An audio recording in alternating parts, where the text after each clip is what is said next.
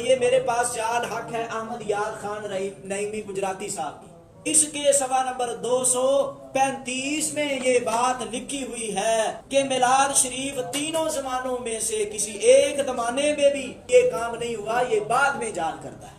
اور آگے کہتے ہیں جس بادشاہ نے پہلے اس کو ایجاد کیا تھا وہ شاہ اربل ہے، ڈاکٹر طاہر القادری صاحب، ان کی کتاب ہے عید میلاد مصطفیٰ۔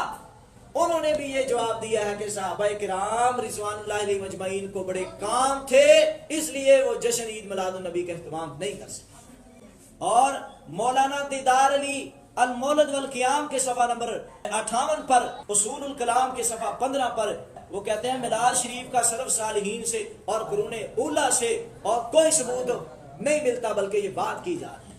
یہ میرے پاس جعل حق احمد یار نعیمی گجراتی ہے، اس کے صفحہ نمبر 235 پہ لکھا ہے یہ بدعت ہے۔ 12 ربیع الاول کو رسول اللہ صلی اللہ علیہ وسلم کی وفات کا دن ہے، جس طرح کے فتاوی رضویہ میں یہ بات لکھی ہوئی ہے، اور نبی کی پیدائش 8 ربیع الاول بتائی گئی ہے۔ صحابہ کرام نے، نبی کریم کے محدثین اور اسی طرح نبی صلی اللہ علیہ وسلم کے ساتھیوں نے، تابعین نے یہ کام نہیں کیا۔